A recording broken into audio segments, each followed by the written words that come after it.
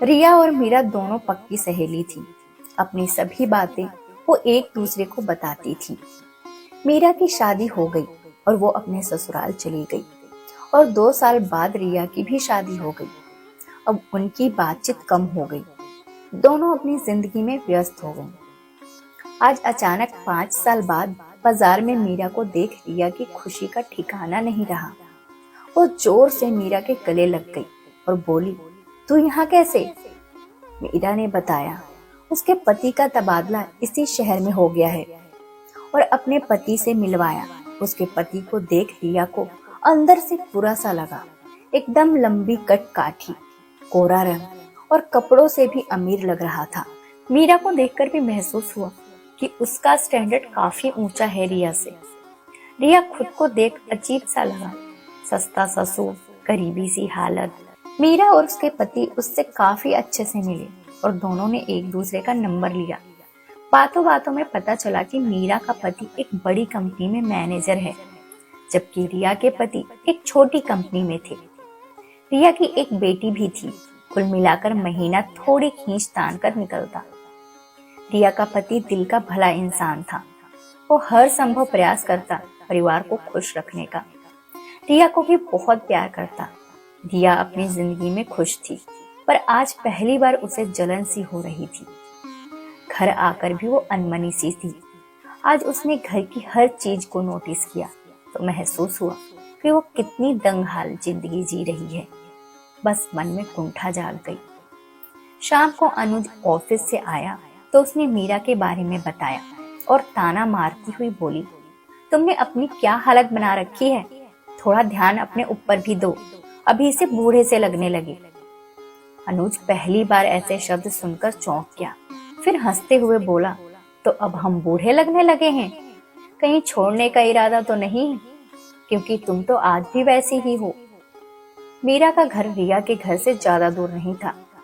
मीरा को रिया की बेटी से मिलना अच्छा लगता तो वो अक्सर खुद आ जाया करती या रिया को बुला लेती। मीरा अक्सर कहती, तू कितनी खुशनसीब है, तेरे पास सब कुछ है। पर रिया तो मीरा का दुख नहीं, उसका रहन सहन देख रही थी। उस दिन मीरा के घर गई तो देखती ही रह गई। आलीशान घर पूरी सुविधा से भरा हुआ। यह देख उसे अपने 2 कमरों का घर जेल की तरह लगने लगा। अब उसकी कुंठा बढ़ती गई और अब वो बात बात पर अपनी चिड़चिड़ाहट कभी अनुज कभी बेटी मिस्टी पर उतारती। अनुज रिया में आए परिवर्तन से हैरान था। उसने कई बार पूछा तो गुस्से में रिया बोलती, तुमसे शादी करके तो मेरी जिंदगी खराब हो गई है, एक भी सुख नहीं मिला। मीरा को देखो कितनी सुखी है, वो किसी चीज की कमी नहीं है। मीरा को देखो कितनी सुखी है, वो किसी चीज की कमी नहीं है। अनुज समझाता कि किसी को देखकर अपनी जिंदगी खराब नहीं करनी चाहिए। जो है उसमें खुश रहना सीखो, नहीं तो जीना मुश्किल हो जाएगा।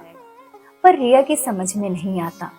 अब वो अच्छे अच्छे कपड़े खरीदने लगी, जिससे मीरा से मिले तो पहन जाए, और इससे घर का बजट गड़बड़ होने लगा।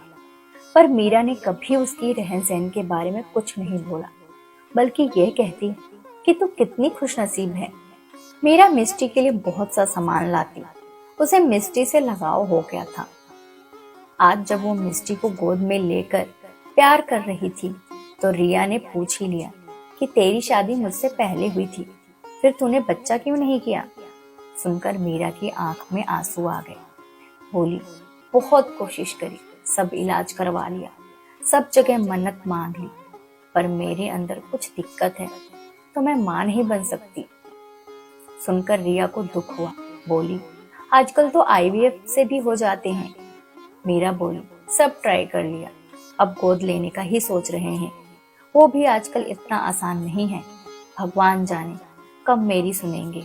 पता है ये सब सुख सुविधा फीकी लगती है। मनोज पर भी काम का ज्यादा बोझ है, वो भी इतना समय नहीं दे पाते, दिन भर घर काटने को दौड़ता है। जब से तू और मिस्टी मिले हैं मैं खुश रहने लगी हूँ। रिया ने मीरा को चुप कराया और हौसला दिया कि जल्दी सब ठीक हो जाएगा। लौटते समय यही सोच रही कि मीरा मुझसे मिलकर खुश है और मैं उससे मिलकर दुखी हो रही थी। सच, कभी किसी को मुकम्मल जहां नहीं मिलता। अनुज सही कहते हैं, जो है उसमें खुश रहना चाहिए। मेरा परिवार पूरा है। ये भौतिक सुविधाएं तो कभी पूरी नहीं होती। आज उसका बोझ उतर चुका था। आज उसने प्रण किया कि किसी की खुशी को देखकर जलेगी नहीं, क्योंकि कई बार हम उसके दुख महसूस नहीं कर पाते।